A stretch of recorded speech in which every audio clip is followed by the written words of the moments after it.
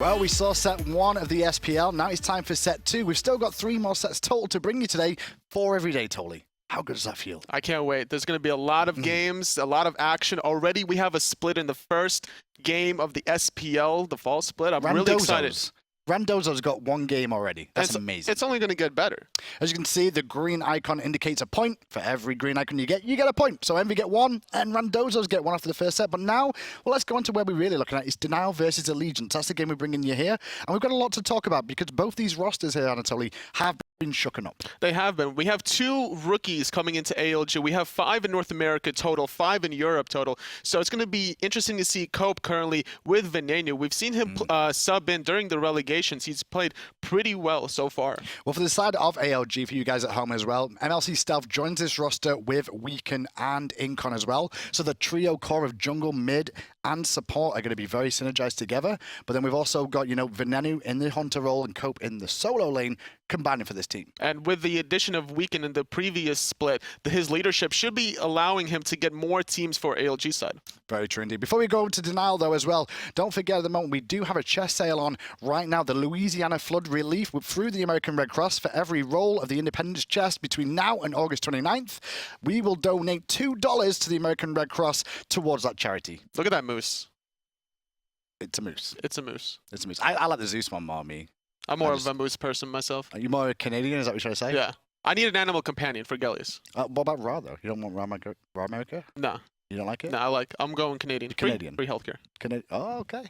I miss free healthcare. Anyway, back to the game. Denial is on the other side of things here. Denial have the original roster here of Benji, Shadowq, and Vetium. However, they've changed up their jungler and mid laner this season. And in all fairness, it is upgrades. It's really good upgrades, too, because the synergy between Homiefe and Hurriwind is just so solid. Yeah. Even though for the previous split, we had different changes from Soar, where Hurriwind kind of got shoved aside, Homiefe followed him. And that's the kind of synergy you need between your mid and jungle. You have to trust each other, and you have to want to play with each other outside of Smite. So when we go into the picks and bans in this game here, we're kind of looking at seeing the solo lane and hunter position for ALG play relatively safe here and make sure they don't give up any free kills to their opposition. However, Denial, well, they need to find the synergy between Hurriwind, Homiefe, and Shadowq here.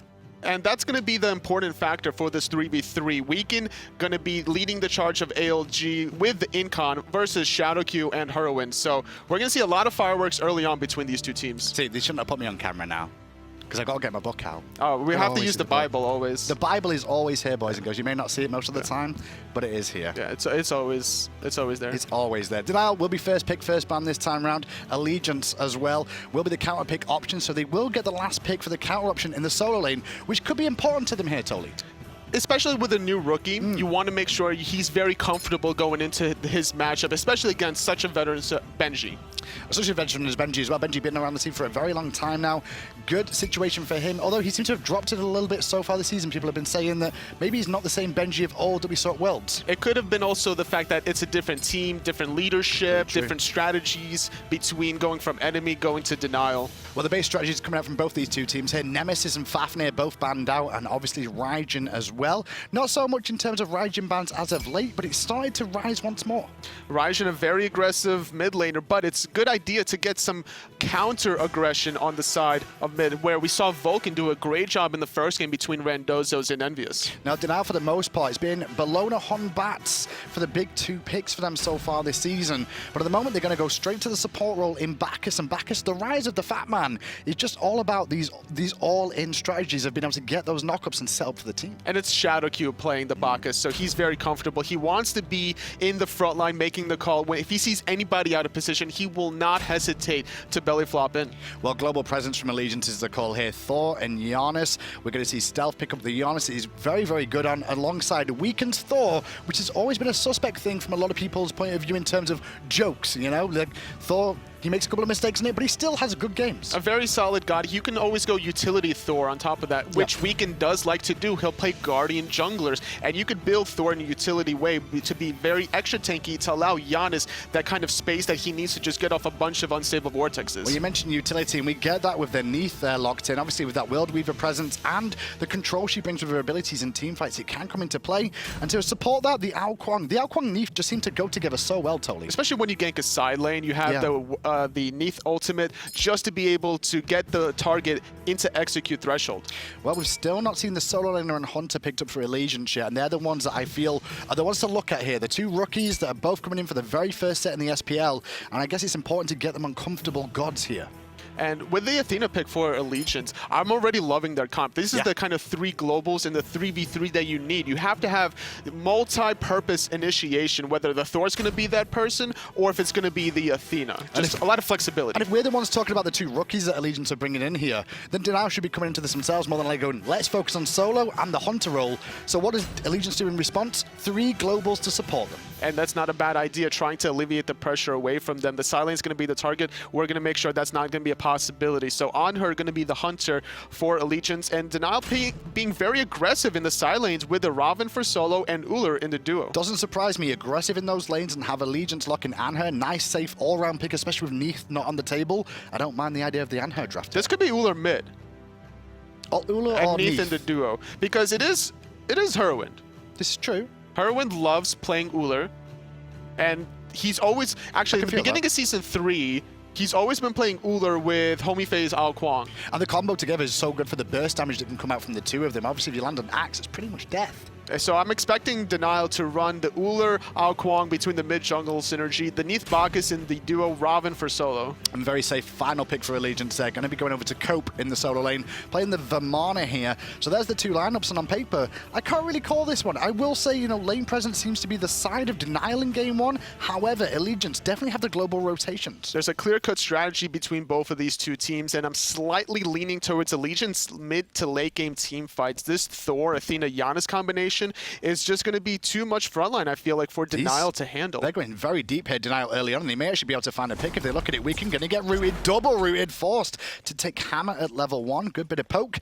It won't slow him down too much in the jungle, though.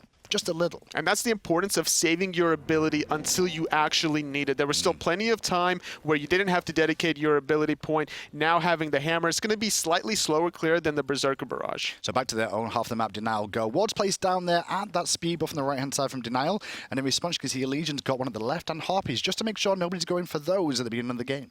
So Denial, they're going to be thinking of ways to exploit their global Neath ultimate and to get Wukong really further ahead. Normally we see Hurriwind playing the Ullr, but it looks like Shadowq with Vetium, they're the ones that want to play aggressive in the duo. I agree. And when I actually look at the composition from Denial here, both the Hunters going for Transcendence at the start. If they get them online nice and early and get those stacking, the power spike for these Hunters could come online a lot quicker than expected. It's all about the abilities coming out of Denial. They're going to want to try to control the early pace of the game, maybe get an early Gold Fury or 2, try to break the game wide open from there. We mentioned Gold Furies here. No Wrath for either team, so when you look at the compositions, generally it's Bacchus on the side of Denial that can be the secure for that team, and the same can be said for, I guess, Giannis across the way. And Incon picking up the Purification just to deal with Homie's Wukong, doesn't want to get executed.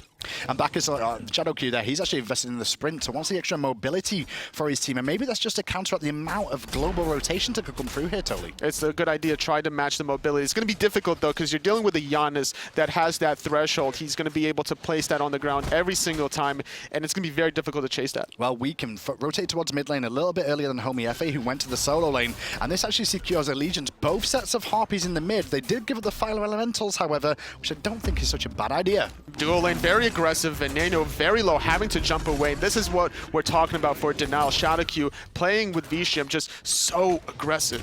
Actually, talking about aggression there, look at Venenu's health there. Having to pop the health potions early. Did go for Transcendence at the start, but in the jungle, aggression from Homiefe. Weekend looking for the wall, just chose the wrong option. Not going to find it. So far, we have MLC at level 4, so he's going to have his ultimate before anyone from Denial. They could look for a play with that once he connects. I guess he's just looking for the level 5, really, for both teams, especially with the side of Denial here. Once that Will Weaver's online from Hurriwind, the amount of pressure that we can see on actually duo and solo lane coming out from Denial here, they could look for an easy first pick. Especially Raven in the solo lane this early on. It's very difficult to come close to him. He's just going to be able to bully you out consistently. And Cope doing a great job so far mitigating his losses. He's still tied in potions against Benchy. Well, look at Venenu on the side of Allegiance here. Obviously, it's his first game today, playing with Transcendence on the Anher. So he's given up a little bit of, is it bonus damage in the early game that you can get with the Death's Toll sort of build and the early rush into an Iqval. Instead, going for a little bit more focus in the mid game with those stacks to try and answer back to these double hunters. Well, Ullr also does really well with the physical power on his abilities, especially if you're confident that you're going to land all of your spears. And it's not a bad idea to do this because you have the Athena taunt that can set up all 8 spears connecting from the Desert Fury, especially if you're targeting Shadowq. Well, so far so good for Allegiance here. It's mainly on them to try and answer Denial, who on paper for me is the better roster here, just because of experience alone. And when you look at that, all that needs to happen is Venenu needs to get out of laning phase in terms of not being in the 2v2, where he's still under pressure. And it's very difficult having to use the Purification. Luckily, the Bacchus was in level 5. Intoxicate would have definitely finished off Venenu for the first blood for Denial. And this is what Denial needs to keep doing to get this early game lead, trying to get the Transcendence onto Vetium before Venenu. Fantastic poke from Vetium coming out there as well. Next wave, they will hit level 5, but talking about level 5s, 2 in the mid lane, and the pressure straight away onto Stealth, who's forced to ult away already. Whirlweaver was fired there by Hurriwind as well. And if we tune back into the left-hand side here, we may see some more pressure still being applied. Just great awareness from Stealth. As soon as the Neath ultimate was charged by Hurriwind, instantly using through space and time backwards, recognizing that the Wukong damage would have put him in execute threshold. Well, speed buffs have respawned here, and you can see the side of Denial already on it, clearing it out, and now Allegiance rotate around themselves. Finally, though, supports are starting to leave the duo side, so we'll get straight 1v1 fights over there. And with this rotation from Shadowq and Homie, they are looking to maybe be aggressive on the red buff. It's still available, but they're going to play a little bit safe currently. They don't want to overexpose themselves this early on. It's still their very first game of the SPL season, so both teams, they don't want to go too aggressive in the enemy jungle quite yet. And you can actually see they're going to get right on Harpy's head, Denial. Allegiance did get the first set, as we saw a little bit earlier on, but now the blue buff is being taken by Denial, so already things are good for both teams. Stealth comes back with tier 2 boots. Going to have a little bit more mobility, but he doesn't have his ultimate quite yet. But Denial can't really do anything about that without the Neath ultimate. They're going to have to wait for it. And this is kind of working out right now for Denial here. I mean, they're pressuring the lanes. They're making the likes of Stealth forced to use his ultimate defensively instead of offensively on rotations elsewhere on the map.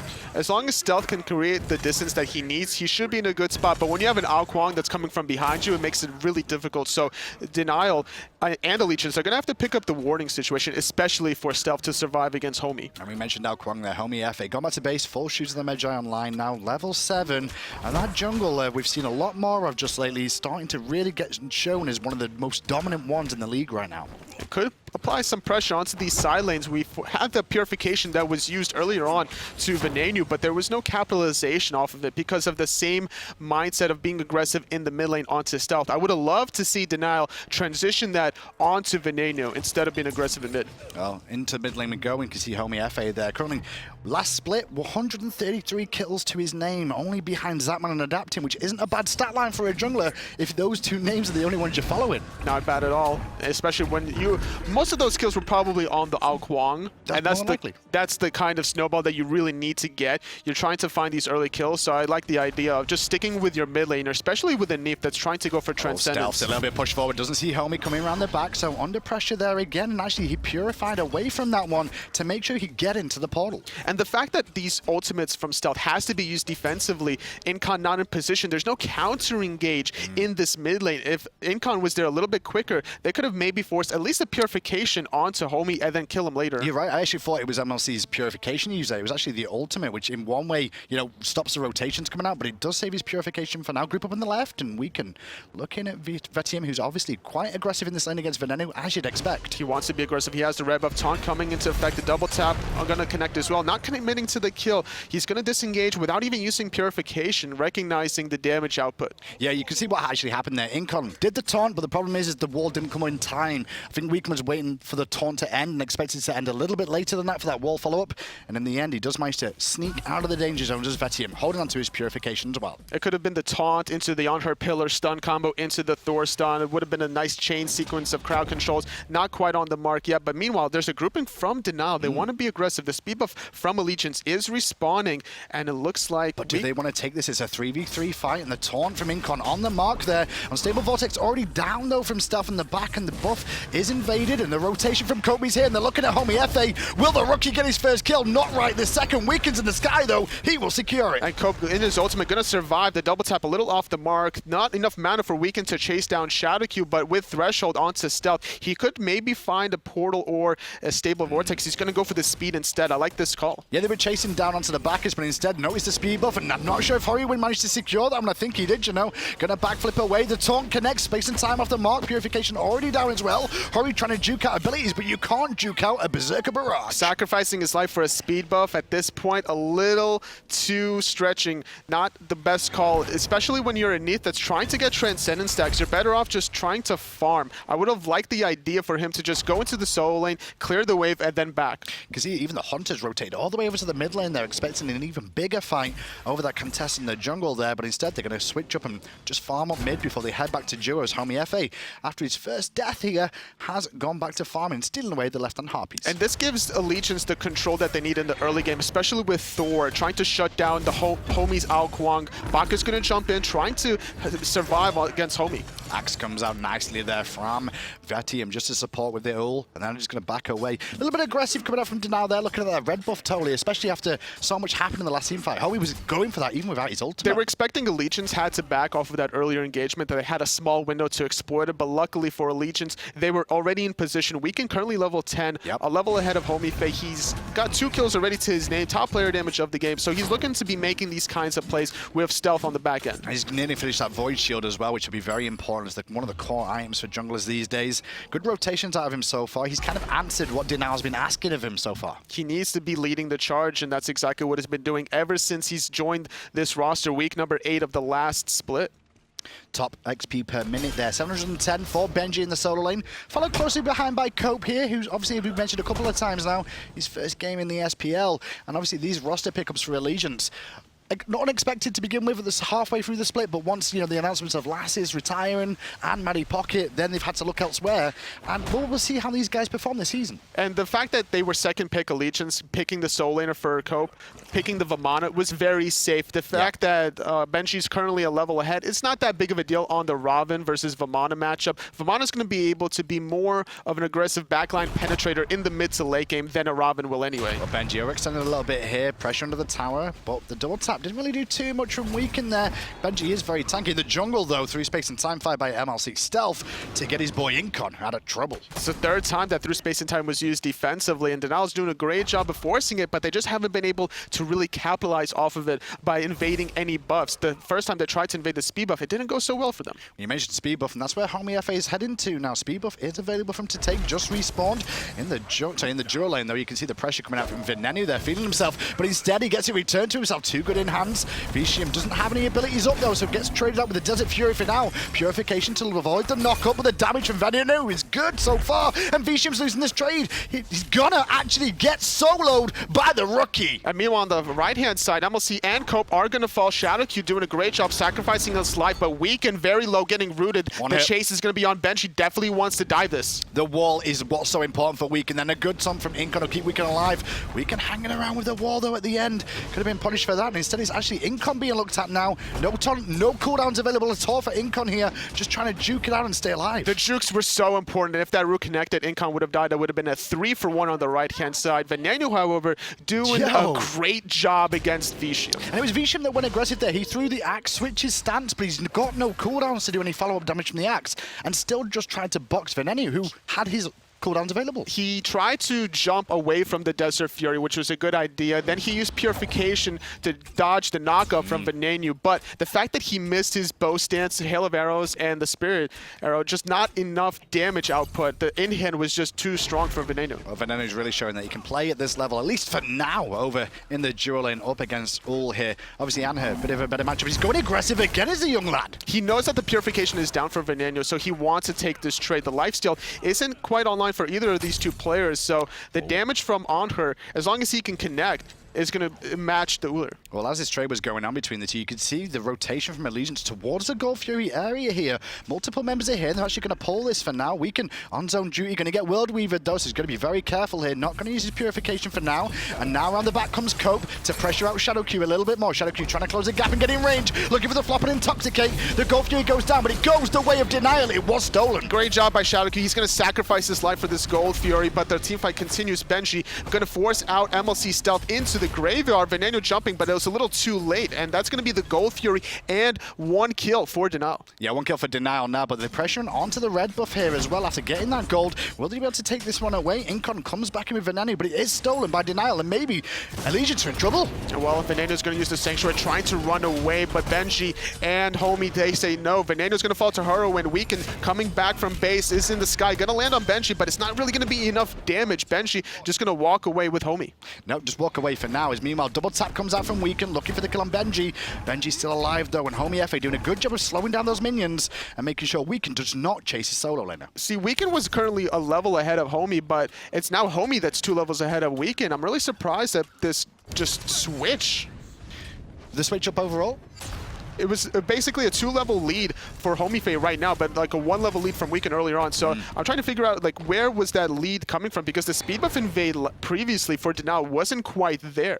Was it because we saw a little bit rotating around looking to apply pressure into the farming a little bit more? Could that have been the difference? It seemed that he got out-pressured in a lot of these team fights, had to disengage, wasn't able to really capitalize on a lot of leftover farm that was just on the side of the map, whereas Homie was able to just rotate to the sidelines. And even though he didn't find kills onto any target in the silence, he was still there for the farm. Well, it's under 3,000 goals in the lead for Denial after that Gold Fury going down at 30 minutes. 5-5 in the scoreline as well. And all the towers still standing. So for all intensive purposes, it's a relatively even game. It's only experience that I feel is the biggest difference in favor of Denial. And with an Wukong, that experience is going to matter that much more. He's going to get to the late game form where he's going to be able to two-shot people essentially, or at least force them out of a fight, whether or not he gets the kill. Well, both teams a little bit early for those right on Harpies there. So instead, both electing to go back to mid. Venenu spotted out nicely there from Vetium over the wall, just throws it down. Vetium feeling himself a little bit now, wanting to go aggressive, looking for the axe, just a little off the mark. Just slightly out of range, and the Vetium telegraphed the fact that he has a ward in that little area by using the hail of arrows through the wall, unless he's got the wall hacks, but it's not going to be EMC squared. Copey deciding to try and take on aggression with Benji there. I don't think that was the wisest idea, because he was really just looking for the creeps overall. Gets punished a little bit for it, and now Benji going to make sure he doesn't go back. There's one thing Benji really loves to do, make sure you can't back. When you're level 15 with this much physical defense on the breastplate, you want to be able to tank those tower shots. You have your overhead kick to absorb a tower shot, so you could trade your life a little bit to delay the back from the enemy solo lane, or delay the teleport, so that way you can catch up. Well, the relics are starting to come online for both teams now. Both the solo lanes elected for the meditate to go with their teleport here, so a little bit of extra sustain for both. Meanwhile, Hunters both into Sanctuary and Purification. We're standard seeing that as Cope, a little bit out of position here for a second. Homie's looking for the kill, going to force the ultimate early onto Cope. Neath ultimate traded for the Vamana. Bacchus is here trying to help out. The ultimate's going to last quite a while, and Homie, he could get turned on as the rest of the team from Allegiance are here. I like the way Cope pathed that, because he knew he was going to ult early, and he was looking for the option, and Incon just waited nicely that if they did group up Denial there to try and keep pressuring onto Vamana, they could have found the big 3-man taunt that could have turned that fight. Could have, but Denial has the great discipline that they need to respect the team fight potential coming out of Allegiance with the taunt, the damage coming out of the Thor and Giannis. Even though they're still level 13, it is going to hurt quite a lot at this stage. It's a very experienced team Denial have here on paper now for this season as well. Look, Benji and Vetium both went to the World Championships just recently, ended up finishing second there. Homiefe and Hurriwind, the Saw boys, you know, they went to DreamHack Masters and managed to get into the finals there. And then if you go further back, well, you got Shadowq, the side of the old Dignitas boys of old, who, you know, for a long time ran the scene in NA. He's got the juke shoes on, he's got the calls, and that's what he's the last standing member of the original Denial squad. Mid lane, Homie's going to blink in. Weekend's very low. Shadowq going to be able to take him out through the wall, go stealth, and Incon should be safe as well. But what can they get off this now, Denial? You can already see a rotation coming out from Venenu to try and support this mid lane. Not many minions here to really pressure this one out, but Shadowq and Hurriwind trying to chip it away at it for now. Venenu opting to go the safe route towards the mid lane and make sure he can hold this for his teammate. All the while, however, though, this does allow Vetium to get some free farm on the left-hand side. This is where Denial starts needs to grouping up, taking away whatever they can off of that that one kill. Homie gonna steal the speed buff away from Weekend. Meanwhile, in the solo lane, Cope trading out Poke. Benji's 2 levels ahead. Homie still has his ultimate, whereas Cope just recently got his back. And they're still looking to pressure. Whirlwind coming out. Immediately the ultimate is used by Cope, and they know this. Denial, they saw him do it previously, so they're going for it again. But Homiefe has to disengage when Incon turns up. Still alive is the big baby as a 5-man unit of Allegiance collapse to bring down Bacchus. I love the idea behind trying to dive the baby because he doesn't have that much magical defense quite yet. Bulwark of Hope is not online. You're trying to find the kill, but you overcommitted. Bacchus is going to fall. They're going to be able to get the soul tower, but meanwhile, on the left-hand side, Vetium already getting tier 1, forcing the rotation from Cope to deal with a tier 2. Not too bad, though, from Allegiance here in response. They committed a lot to the right-hand side, but Cope heading to the duo side. Make sure it's just a 1-for-1 now, and it's actually Denial's turn. Do you want to lose a tier 2? You need to send defense. Denial has to do something about this, and it looks like Vetium is going to delay his back. Cope running into him. Homie could potentially go on this. The ultimate from Cope is down, but Homie still has this execute. And hey, as long as he can buy time there over on that left-hand side, Cope, it doesn't matter if he dies, if his team are going to get towers out of it, either jungle camps. Unfortunately, speed is currently down, so they can't look to steal that away. Speed's down, but Gold Fury is up, and that's going to be an aggressive play that Allegiance could potentially squeeze on out. Speed buff going to be the first goal. The mid tower is another option for them, but they're going to go for rights instead. Get the right-hand harpies, left ones there. You can see Shadowq swinging round. Gold Fury still stands in this game. First one went to Denial after they stolen it away from Allegiance so far, and now they're going to head back towards mid lane after that little engagement. The gold lead still about the same though. They're catching up in experience. Weekend only a level behind, tied to stealth with Hurriwind in the mid lane. So now Allegiance are putting themselves in a good spot because I still feel like their team fight combined is better between their chain crowd control, and as long as stealth is not going to get touched in the backline. But it looks like Denial, they didn't want any team fights. They're just going to try to sneak the Gold Fury. They are. There's no Wrath on either squad. This would just be burst damage from either team. But immediately Allegiance show their face with Venenu and Incon in tow, and Denial back away. This is a bait by Denial. They know the fact that the teleport is down on Cope, so they're just going to have Benji split push on the right-hand side, forcing Weekend to stay there. His teleport will be up in about 60 seconds, so Denial has that 60-second window to go for Gold Fury while Benji's sitting on the right. Well, both Hunters go for the same build here as well. We see the Assy coming out one more time for the extra lifesteal. There's aggression in the jungle again, both looking towards what looks like will be an Executioner next on the list. Weekend got bullied out by Benji having to back, so that's going to force Stealth to cover. So now it's another window that Denial could potentially exploit, but Homie had a lot of gold in hand. He wanted to back in time to finish off that Obsidian Shard. He's going to be able to do a lot of burst damage now. When look at tower push as well here, you do have the 2 Hunters on the side of Denial, so the longer this game goes, you lose a couple of members, you can lose 2 or 3 towers very, very quickly to these boys. These objectives from Denial are pretty solid and on point if they can get to them. If Allegiance are ever out of position, they're going to be able to get the towers on the side of Denial. So, but now it's Allegiance forcing the issue. Incon's dash is charged. He's looking for somebody out of position for a taunt. Only one player over 10,000 player damage so far this game in a 20-minute game. Kind of shows it's been a very tactical engage between the two with sporadic engagements, but not a whole lot of burst coming out. Not at all, as it is still 6-6. Vetium going to get taunted, finally forcing out the purification. Venenu forced to jump away. Shadowq, he hits 3 with the Intoxicate too. Venenu's bravely trying to run away as Benji chases him down, but Homiefe dealing with Cope on the other side. Both solo lanes in the action. Stealth over the wall to the right in support, looking for unstable vortexes through the wall.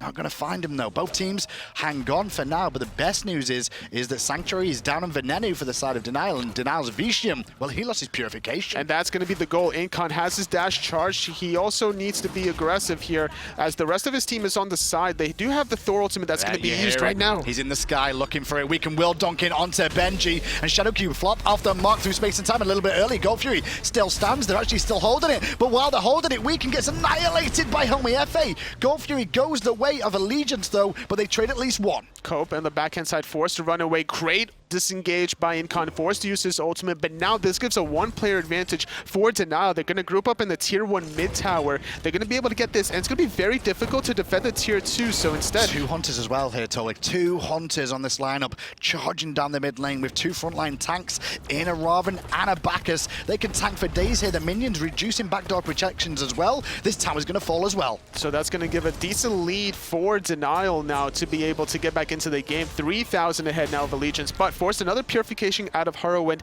Allegiance needs to capitalize off of these relics being down. They didn't go onto Vetium that last engagement. Completely agree. I mean, they had the opportunity to try and do that, but instead they pulled the Gold Fury. Like they disengaged the Alpha on their Gold Fury, but still held on to it. That caused them to actually decide to go for the Gold Fury, but it resulted in deaths and towers. It just has to be more careful about using those ultimates. Homie doing a lot of poke, great disengage, and something that Allegiance needs to utilize is they can't overcommit with the Giannis and the Thorold at the same time. Now, Giannis was forced to use his ultimate because he also saw Homie coming on the left-hand side. He didn't want to take too much poke, but at the same time, he needed to confirm some damage with Weaken. Interesting build coming out from Shadowq here. You see that he invested in Spirit's Robe first, and then after the Spirit Robe, elected for the Mantle of Discord here as well. So he's looking to get in amongst them, and when he does get a lot of damage onto him, get that AoE stun off. And that's a very risky build to go straight into Mantle of Discord. It's not that cost efficient, but the fact that he's been able to get away with it puts his team in a pretty good spot to follow off of his aggression. Now, Homie, he's going to be able to dive that backline with Shadowq just to be able to get some, because Bacchus does so much damage, even with Traveler's Shoes. That belly flop, burp, intoxicate is going to put somebody into threshold. Well, I was thinking Executioner might be the call for the Hunters here, but it's not. We're back to Chins here for both, all three of the Hunters, I should say. We saw, you know, mid lane Hurriwind, a bit of a different build this time around compared to the other two, but Chins seems to be the call. Normally, we see a lot of different builds as the patches go on. A lot of Hunters are still experimenting, but it seems Chins are the way to go to pair up with Transcendence. Fire on the Fire Giant here, and the top from Incon on the mark there puts a little bit of pro pressure onto Homiefe, who disengages.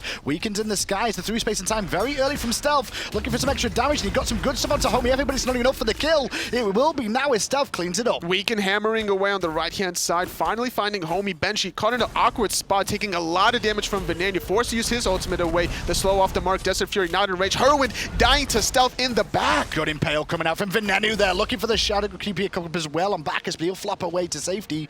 Vetium did go pick up one, but Weaken has teleported back in, I believe, and has full health. Vetium in a 1v4 spot. No one really around him. That tier 1 mid tower is going to be the target. No minions though for Allegiance. They're going to push out this mid wave and they're going to wait currently. But Venenu jumping in aggressively. He did and got some good poke off, but got answered back a little bit from Weaken and Cope there, and then the taunt connects too. Sanctuary on him cooldown, has his leap available. May look for it in a moment, but the poke not good enough. The tier 1 tower falls. But Denial could be aggressive here. Venenu is very low. We do have Benji and Shadowq, but because Vetium is low as well, just going to give it up. It's not really worth overcommitting at this point. You give up one member, that's going to be a Fire Giant. Well, back to base goes Shadowq now, continue to work on his build. More than likely looks like Sovereignty coming up next for him as well. As you can see, the player damage now starting to tick up a little bit more, and it's all Denial here. The top three are some of the major damage dealers. It's been a lot of pressure onto Cope. His healing from using his ultimate constantly, there were several gank attempts onto Cope. He was doing a great job surviving. Only having that one death was so crucial for him because the whole plan for Denial, it seemed to focus the side lanes with Hurriwind in the mid, just casually farming away and have Homie just constantly gank. Well, we're hitting that point in the game now where the Gold Fury is about to respawn again. Fire Giant is definitely an option on the table for either team as well, so just keep an eye on that. And as I say that, well, look at this, Denial, they're going to start it up. They have a lot of burst damage potentially, but Fire Giant 50%, but a lot of members from Allegiance have turned around. Venenu's going to be the target. Great focus onto him as well, going to force everything, even Incon's ult. Homiefe, though, got poked low, and Cope has found the option. The dunk was good from Weaken to secure for Stealth, and now they're looking for more. Hurriwind going to be low, forced to use backflip, just not in range. Anyone to connect, he's going to be able to get away. Stealth, meanwhile, force the portal away from Benji. Venenu looking for somebody, but not able to find Hurriwind. Incon's trying to sniff him out. And Vetium still under pressure there, but around the corner comes Benji. Weaken on the mark with a fantastic wall, though. Stops them both dead in the tracks and picks up another kill for the boys of Allegiance. This beautiful placement of that tectonic rift. Hurriwind gets spotted out by Incon, uses the ultimate, trying to find the kill onto Venenu, but not quite on the mark. Benji's forcing someone out. Trying to stop them from back in here mainly than anything else after he's called back in. He will pick up Venenu. He had support, but it wasn't enough to peel for him. Cope was out of mana. Hurriwind does get picked off in the back as this is getting crazy in the engagements now. Unfortunately, Cope just not enough mana to really do anything and save his on-her player. Weaken doing a great job walling off, allowing Cope just to dash away, and overall, that was about a 1-for-3 exchange. It was madness, totally. Go to the graphs and you'll see the big difference. We've pretty much got an even game here. With experience being that close, 3,000 gold is something, but when you split it between 5 players, it's not as much as you think? Not at all. And now Allegiance, they're going to be able to play a little bit aggressively. The fact that Hurriwind and Venenu are down currently, Gold Fury still up. We do have two people on the left-hand side. Could potentially start up Gold Fury, but you need to make sure you have the Fire Giant warded at this stage, because Denial, they already showed their card earlier on. They were trying to bait out Allegiance earlier on, and they sure as hell will do it again. It's funny because I look at the levels, and there's not many people at level 20 for a 25-minute game now. On average, you're looking at a minute a level, really, especially in the solo lane and the Hunter role. But this game, not to be. Lots of action between both these two as the games continue. So Bacchus on Shadowq, Athena on Incon. Both of these two players are looking for the primary initiations for the team fights, and as long as they can find anybody out of position, there's going to be the key factor for either Stealth or Weekend to go off, or Hurriwind and Homie. Well, I'm looking at power spikes in. Homiefe has completed the Rod of Tahuti now to go with that Polynomicon, so the Wukong burst is about to become absolutely real as he is approaching level 20 as well. And that's still a 6 slot available for the Soul Reaver, so in another 10 minutes or so, he's going to be able to two-shot people. Well, still Gold Fury and Fire Giant standing out with the ones that looked at it last time and had that little skirmish in the jungle that lasted a long time. And they're grouping on the right-hand side again. Ward coverage is the focus. It feels like Allegiance are very content with Denial being the aggressors in this spot. They're giving up positioning, allowing the squad of Denial just to counter ward and maybe force them to overstep their boundaries, force Shadowq to get that belly flop, and then maybe counter engage. I will say Incon this game, very low on the player damage for him. He's normally a very aggressive support player, likes to get in there and force things for his team, and by that he gets a lot of player damage off, but this game, less than 5k. But enough about that. Gold Fury under threat, good flop on Incon again. He's still surrounded and being CC'd down to high heaven. The purification came through, but he won't get anything, and Weekend's forced to the sky. Unfortunately, the portal was on the wrong side. Thor's in the sky, a little off the mark. Bisham gonna disengage as well as Weekend after the purification, but Shadowq and Benchy aren't quite done yet. But positioning is the issue, and Venenu caught a little bit out, forced to purify wide, now being run down by Benji. Frostbound Hammer is online as well as Homiefe goes to the back, keeping Stealth at bay. The rest of Denial grouping up, pushing this wave in towards the tier 2 tower. Just unfortunate portal placement by Stealth, not allowing Incon to disengage, but a great poke onto Hurriwind. So instead of going for this Fire Giant, because they respect the fact that Incon has his ultimate still available, they're going to respect that respawn and just go for the tier 2 tower slow and steady. It's a free win, right? They poke somebody out, the minions were with them. Let's take a tier 2 tower, we can reset and just do that over and over again if we get the opportunity. Just has to be very careful about not overstepping your boundaries, and Denial, their patience and their discipline is something to take note of for every team. Experience more than anything else, I feel. This is just an experienced team on paper. Even if the shot calling is not there just yet because they're still organizing their roster together, they all discipline overall should know what they're doing. And the objectives control from them is just so solid with their warding. They know who they can go and how much damage they can do. They'll go on Incon at any point in time, despite him being pretty tanky with that Spirit's Robe. A couple stacks on the height of the Urchin. Decent amount of health as well from that Wingblade. Well, we saw Envy and Randozzo's take it on earlier on today, and that ended in a split between those two. And it was a close match in both of them too. And this one seems to be the same sort of way. The North American Pro League for the fall split is looking very, very tasty. Denial, Allegiance, Envy, Randos. It doesn't really matter what team it is. I mean, they're the bottom 4 teams as well. That's a funny thing. Based off of the last split, yes. Yeah. But like you look at the players on the roster and you look at the way they're playing in their current games, you wouldn't think that at all. No, it's all 5-2 and 5 though for MLC Stealth in the mid lane, who joined this roster after an interesting year. Ended up back with Weekend once more this time round. Has Rod of Tahuti finished? He's done a pretty good job of positioning. Ult's a little bit off the mark, I want to say, but it seemed he was trying to look to support his team. Whether or not the ultis are on the mark or the abilities land, it's all about the synergy and the chemistry that the players have between each other. They're trying to connect the timing. Incon again. Will Weaver connects. The stable vortex over the wall was good from Stealth, but Incon will still fall down to Benji. Homie got pressured a lot, and he's going to be chased out of his space and time. Misses from Stealth. Weekend misses too. Over the wall with the blink goes Homie. He's on a wild ride away into the enemy jungle as the rest of Denial disengage. So now it's going to be a one-player advantage for Denial, but the fact that Homie was so weak and barely escaping, Stealth was almost able to stop that back. It's going to be up to Denial how they utilize this 5v4. The ultimate's still available for Incon, but this time it is a 20-second window. And 20 seconds, it won't take 20 seconds with 2 Hunters to bring down a Fire Giant, I'll tell you that much. The only difference is Hurriwind is still in mid lane, so they're looking for a fight again here, it seems. Denial charging up into the jungle one more time. Fire Giant reset, but Hurriwind and Homiefe now join the fray. And now Allegiance has the timing to kind of contest this Fire Giant as Incon is about to respawn. Cope has to get into position to force somebody. And Kobe's trying to do that, but Shadowq's blocking him, as is Benji. Incon's on the way with Weekend as well. Fire Giant goes the way of Denial, and the fight is on as Vetium lands a great hammer onto Incon. Incon chipped down again. He's just respawned, the poor old lad. Meanwhile, Shadowq is keeping the front line at bay, forcing Weekend back as Benji charges in. The front line from Allegiance are completely gone. They're out of the fight, and now the squishy targets has to disengage as well. Denial are the ones that are being aggressive. They're the ones with the Fire Giant, and they're the ones that are going to try to secure the game. And the funny thing is, Tolly, when you look at the map now, they just got Fire Giant for the first time this game, but all the towers are already dead. All they've got to do here is go through in Phoenixes, and jobs are good. And they're going to be able to get this goal here for free. Nobody from Allegiance wants to overstep. They have to respect the Fire Giant. Space and time. The dream, right?